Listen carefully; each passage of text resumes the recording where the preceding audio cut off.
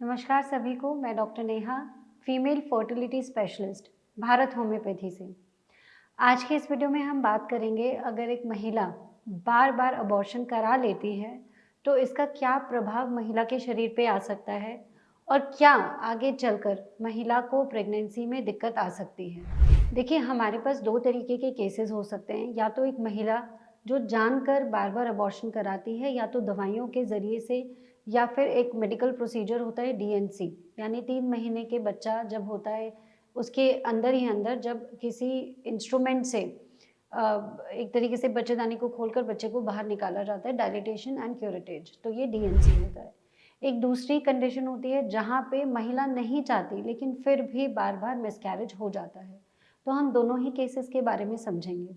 जब कोई महिला अनप्रोटेक्टेड इंटरकोर्स करती है और संबंध बनाती है अपने पार्टनर के साथ जहाँ पे किसी भी तरीके की प्रिकॉशन को यूज़ नहीं किया गया है, तो ऐसे में महिला के कंसीव होने के चांसेस रहते हैं। अगर महिला को पता है अनप्रोटेक्टेड इंटरकोर्स है, तो कई बार क्या होती है, फीमेल्स इमरजेंसी पिल्स ले लेती हैं जो 72 घंटे के अंदर लेना होता है। वो हार्मोनल पिल्स होती हैं। अगर आप बार बार इन हार्मोनल पिल्स का इस्तेमाल करते हैं तो आगे चलकर आप में बार बार ब्लीडिंग कॉम्प्लिकेशंस होना, मूड स्विंग्स होना, स्टमक अपसेट होना, डिजीनेस होना यानी चक्कर आ जाना, इस तरीके की दिक्कतें रहती हैं। तो मेरी आपसे सलाह यही रहेगी कि आप बार बार जो इमरजेंसी कॉन्ट्रासेप्टिव पिल्स होती है, जो अनवांटेड 72 जो पिल्स आती है, उनका बार बार इस्तेमाल ना करें। अब अगर पूरा महीना आने का समय है और महिला ने पेशाब के रास्ते का टेस्ट किया और महिला को पता चला है कि वो प्रेग्नेंट है और वो नहीं चाहती उस प्रेगनेंसी को कंसीव करना, तो महिलाएं कई बार दवाइयों से भी अबॉर्शन करा लेती हैं।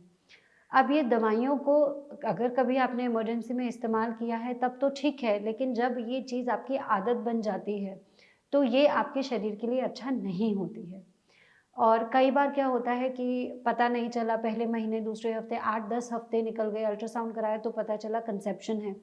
ऐसे में अगर दवाइयों से अबॉर्शन नहीं होता तो महिला को जाना पड़ता है और एक प्रोसीजर होता है डीएनसी, उसके थ्रू अबॉर्शन कराना पड़ता है। दोनों ही तरीके से, चाहे आप हार्मोनल पिल्स लें या फिर डीएनसी से अबॉर्शन कराएं, इसका आपके शरीर पे बहुत नुकसान हो सकता है। एक तो उस ड्यूरेशन पे ब्लीडिंग कॉम्प्लिकेशन होगा, उस समय आपको ब्लीडिंग बहुत ज़्यादा आएगी और आगे चल के बार बार अबॉर्शन करा लेने से आपका जो यूट्रस है, बच्चेदानी है, उसमें एक स्कार डेवलप हो जाता है जिसे एशरमैन सिंड्रोम बोलते हैं। और ये स्कार बनने की वजह से आपको आगे चल के कंसेप्शन में दिक्कत आ सकती है। जब आप चाहेंगे माँ बनना तब बन नहीं पाएंगे। तो मैं आपको यही एडवाइस करूँगी कि अगर आप कंसीव कर गए हैं, आप मैरिड हैं, आपने कंसीव कर लिया है और ऐसा बहुत बड़ा कोई रीज़न नहीं है, तो आप उसको कंटिन्यू कर लें। हालाँकि एक प्रेगनेंसी को कंटिन्यू ना करना और करना, ये एक पार्टनर का डिसीज़न होता है, आपके और आपके हस्बैंड का डिसीज़न है। और बहुत सारी चीज़ें, पैसा है, आपकी जॉब कैसी है, लाइफ़स्टाइल कैसी है, शारीरिक और मानसिक कितना तनाव है, ये सारी चीज़ें बताती हैं आप प्रेगनेंसी रखना चाहते हैं या नहीं रखना चाहते हैं। तो आप कोशिश करिए बार-बार अबॉर्शन की टेक्निक्स अपनी बॉडी पे ना अप्लाई करें। अच्छा, इसका एक और बड़ा इम्पैक्ट आता है आपकी प्रेगनेंसी के दौरान।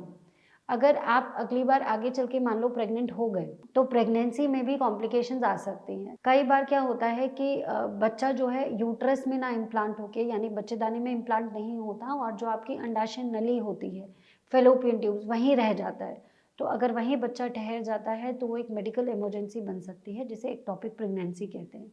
कई बार ऐसे होता है कि अगर आप प्रेग्नेंट हो गए, 26-28 हफ्ते तक की प्रेगनेंसी भी पहुंच गई, तो आपके सर्विक्स के इनकॉम्पिटेंस होने की वजह से आपको लेबर पेन जल्दी आ सकते हैं, आपका थैला फट सकता है और पानी बाहर निकल सकता है और समय से पहले बच्चे होने के चांसेस बढ़ जाते हैं। तो ये वो कुछ नुकसान हैं जो आपके शरीर में हो सकते हैं बार-बार अबॉर्शन कराने से। तो ये आदत को आप जितनी जल्दी हो सके आप इस आदत को ना बनाइए। अब हम ऐसे केसेस की बात करते हैं जहाँ पे फीमेल चाहती है प्रेगनेंसी रुके, लेकिन बार-बार प्रेगनेंसी रुकती नहीं है, मिसकैरेज हो जाता है। ऐसे केस में हमें एनालाइज़ करना होता है और पहले यूट्रस को स्ट्रॉन्ग बनाना होता है कि यूट्रस स्ट्रॉन्ग बने, ताकि आगे चल के जो अगला कंसेप्शन हो, जो बच्चा ठहरा है, वो रुके प्रेगनेंसी में और एक अच्छे टर्म तक प्रेगनेंसी जाए। ऐसे में बच्चेदानी की कुछ जाँचें होती हैं, वो कराई जाती है, नॉर्मल अल्ट्रासाउंड कराया जाता है या फिर बच्चेदानी के रास्ते से टीबीएस, ट्रांस वेजाइनल सोनोग्राफी कराई जाती है और उसके द्वारा देखा जाता है कि आपकी सर्विस और आपका यूट्रस पूरा हेल्दी है या नहीं है। अगर ऐसे में किसी भी प्रकार की कोई भी फाइंडिंग्स आती है तो उसके लिए होम्योपैथिक ट्रीटमेंट अवेलेबल है और बहुत ही अच्छा ऐसे केसेस में रिजल्ट आता है। मेरे पास कई ऐसे केसेस थे जो रिकरेंट अबॉर्शंस के थे, लेकिन उन्होंने होम्योपैथिक ट्रीटमेंट लिया और अब वो नॉर्मल सक्सेसफुल कंसेप्शन हो गया है और टर्म पे बर्थ हुआ है बच्चे का। तो अगर आपको ऐसी कोई भी बीमारी है, कोई भी परेशानी है, जो बार-बार बच्चा गिरने की वजह से आपके बच्चेदानी में परेशानी आई है या बच्चेदानी में परेशानी है इसलिए बार-बार बच्चा पनपता नहीं है, ऐसे में आप होम्योपैथिक ट्रीटमेंट ले सकते हैं और बहुत ही अच्छे आपको रिजल्ट्स मिलेंगे। Thank you.